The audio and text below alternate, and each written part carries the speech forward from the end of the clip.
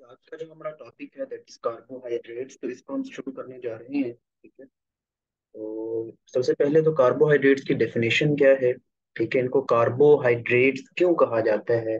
Carbohydrate, इसको hydrated carbon भी हम कह सकते हैं। ठीक है। तो इसकी एक लॉजिक है, इसके पीछे एक बात है, लेकिन वो हम बाद में देखेंगे।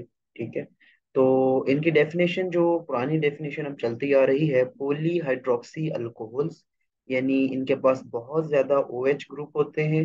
और OH ग्रुप जो है जिनके पास हो उनको हम अल्कोहल कहते हैं। तो पॉली हाइड्रोक्सी अल्कोहल्स हैं ये, with potentially active carbonyl groups. और एक तो इनके पास हाइड्रोक्सल ग्रुप बहुत ज्यादा है, जैसे आपको ये नजर आ रहा है, बहुत ज्यादा इनके पास हाइड्रोक्सल ग्रुप है, तो इसलिए पॉली हाइड्रोक्सी अल्कोहल्स हैं ये। दूसरा, इनके पास जो है वो फंक्शनल ग्रुप जो है आपके पास कार्बोनाइल है। ठीक है। अब वो कार्बोनाइल ग्रुप जो है वो उसकी ज़ाहिर डिफरेंट कैटेगरीज हो सकती हैं। वो एल्डिहाइड ग्रुप भी हो सकता है, वो कीटो ग्रुप भी हो सकता है।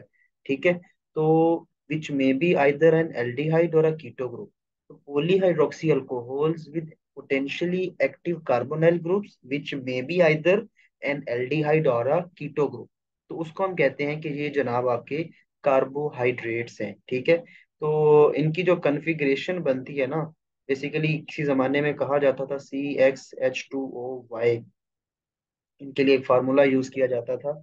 तो इसको हाइड्रेटेड कार्बन भी कहा जाता था।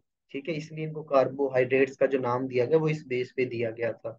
तो अगर आप देखें, अगर C6 है, ठीक है, तो यहाँ पर H2O जो है, अगर ये भी 6 हो तो ये टोटल कितना बन जाएगा, C6H12 और O6, ये आपका ग्लूकोज बन जाता है। लेकिन ये तमाम चीज़ों के लिए फार्मूला जो है वो एप्लीकेबल नहीं था पहले। अगर मैं आपको सही बताऊं तो पहले जो फार्मूला था वो यहाँ पे एक्स ही था, कि जो सी की वैल्यू होगी वही वाटर के अराउंड हो जाएगी। लेकिन बाद में इसको चेंज करके जो है यहाँ पर वाई कर दिया गया था। ठीक है, क्योंकि कुछ जगहों पे जो है ना ये फार्मूला काम नहीं आता। ठीक है। तो मिनिमम जो है इनके अंदर आपको 3 कार्बन्स मिलती हैं। ऐसा नहीं है कि 2 कार्बन वाला भी आपके पास कोई ऐसा कार्बोहाइड्रेट हो जो 2 कार्बन पे कंसिस्ट कर रहा हो, तो ऐसा नहीं है। उसकी रीजन ये है कि आपको पता है कि कार्बोनल ग्रुप भी है इनके पास। इनके पास जो है वो हाइड्रोक्सिल ग्रुप भी लगने हैं। तो अगर आपने पॉली हाइड्रोक्सी उसको बनाना है, ठीक है, सिर्फ कार्बोनाइल जो है ना ये लगा के तो नहीं आपने उसको बनाना ना कार्बोहाइड्रेट, उसको पॉली हाइड्रोक्सी भी करना है। तो जब पॉली हाइड्रोक्सी करना है तो हाइड्रोक्सिल ने किसी चीज के साथ तो लगना है।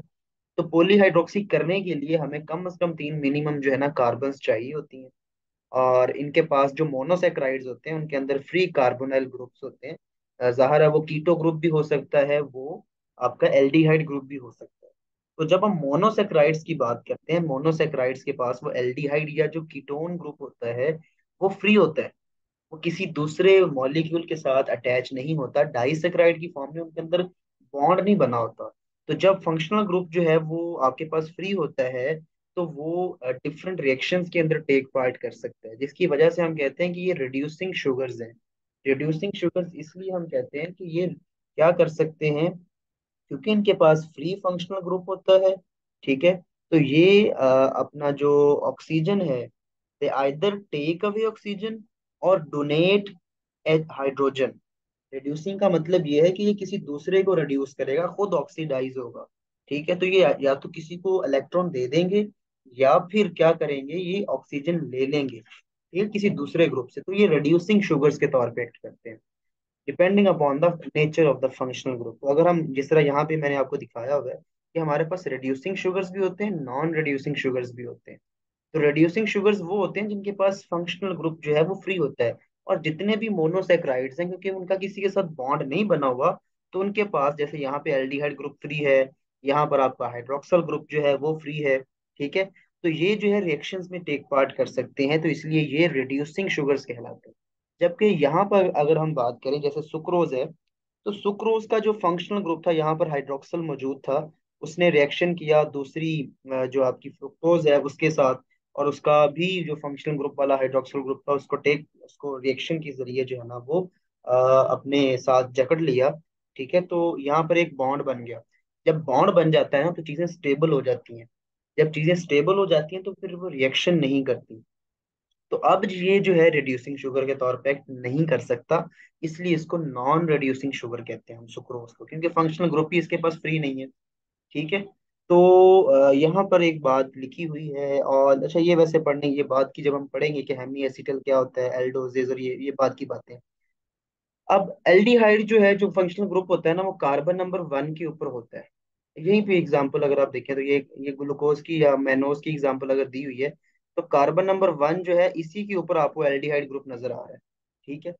और जो कीटोन ग्रुप होता है, अगर आपको याद हो, जब आप फ्रुक्टोज का स्ट्रक्चर बनाते थे तो ऐसे जो करके जब आप लेके आते थे, तो आप एक जगह के ऊपर आके ऐसे फंक्शनल ग्रुप बनाया करते थे।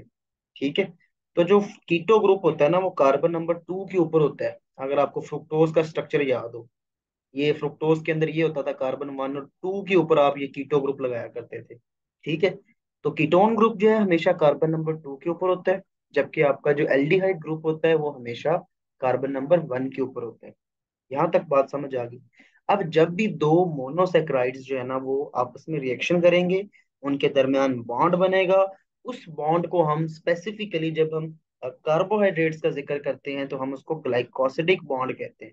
अगर यही जो बॉन्ड है वो अगर दो अमाइनो एसिड्स के दरमियान होता, तो इसको हम क्या कहते हैं, इसको हम कहते हैं पेप्टाइड बॉन्ड। यानी दो अमाइनो एसिड्स के दरमियान बॉन्ड को पेप्टाइड बॉन्ड कहते हैं।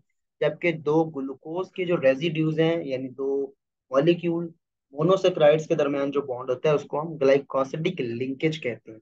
ठीक है। अब ये जो ग्लाइकोसिडिक लिंकेज है, जैसे आपको यहाँ पर नजर आ रहा है, ठीक है, ये यहाँ पे एक तरफ OH था, एक तरफ हाइड्रोजन था, दोनों का रिएक्शन हुआ। ये ऐसे करें, सपोज यहाँ पे ऐसे था, ठीक है, यहाँ भी OH था, तो एक तरफ से OH, एक तरफ से H, वो वाटर की फॉर्म में रिमूव हो गया, और जो ऑक्सीजन बच गई उसने यहाँ पे, ये ऑक्सीजन जो है ना बॉन्ड के अंदर आ गई। तो ये जो बॉन्ड होता है ना, इसको ग्लाइकोसिडिक बॉन्ड कहते हैं। ठीक है। अब ग्लाइकोसिडिक बॉन्ड की ना दो टाइप्स होती हैं, दो टाइप्स होती हैं ग्लाइकोसिडिक बॉन्ड की। उसकी रीजन भी होती है कि क्यों होता है। ठीक है। ये दोबारा से वही दिखाया हुआ है कि आपके पास ग्लूकोज है, एक तरफ फ्रुक्टोज है, दोनों के पास हाइड्रोक्सल ग्रुप थे। ठीक है। एक तरफ से आपको जो रेड में नजर आ रहा है हाइड्रोक्सल, और एक तरफ से हाइड्रोजन, दोनों वाटर की फॉर्म में रिलीज हो गए, और यहाँ पर आपको ऑक्सीजन की शक्ल के अंदर जो है वो ग्लाइकोसिडिक बॉन्ड जो है वो मिल गया है। अब यहाँ पर एक बात जो, कि ये जो बॉन्ड बना है, अगर आप इसके अंदर थोड़ा सा गौर करेंगे, तो दो चीजें हैं।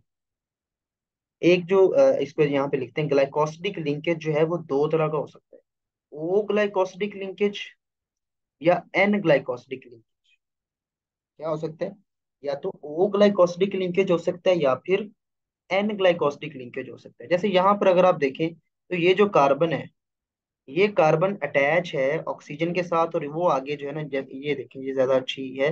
यहाँ पर जो कार्बन है और यहाँ पर कार्बन है, दोनों के दरमियान आपको क्या मिल रही है? दोनों के दरमियान आपको, दोनों कार्बन के दरमियान ऑक्सीजन मिल रही है, तो that is the O glycosidic linkage. अगर यहाँ पर ऑक्सीजन की जगह नाइट्रोजन आ जाए, ठीक है, वो दोनों कार्बोहाइड्रेट, एक तरफ कार्बोहाइड्रेट आपको मिल रहा है, एक तरफ कार्बोहाइड्रेट हो, आगे जो मर्जी हो जाहिर है, एक तरफ कार्बोहाइड्रेट हो, आगे कोई ऐसी चीज हो जिसके अंदर कार्बन तो है लेकिन साथ नाइट्रोजन हो, तो ये एन ग्लाइकोसिडिक लिंकेज बनता है। अब इसकी एग्जांपल जाहिर है आप पूछेंगे कि भाई एग्जांपल दे, एग्जांपल भी दूंगा, परेशानी होना आपने। पहले स्ट्रक्चर देख लें कि ये कार्बोहाइड्रेट है, ऑक्सीजन अगर आ गई और उसके आगे कोई आर ग्रुप है, तो ये ऑक्सीजन के साथ, ऑक्सीजन की वजह से वो ग्लाइकोसिडिक बॉन्ड होगा। ठीक है। अगर यहाँ पर नाइट्रोजन है तो इसको हम कहेंगे एन ग्लाइकोसिडिक लिंकेज। अब अगर हम जो है ना, मैं बात करूं इसकी, ये आपको न्यूक्लियोटाइड का स्ट्रक्चर दिखाया होगा। ठीक है। अब इससे आप बखूबी वाकिफ हैं।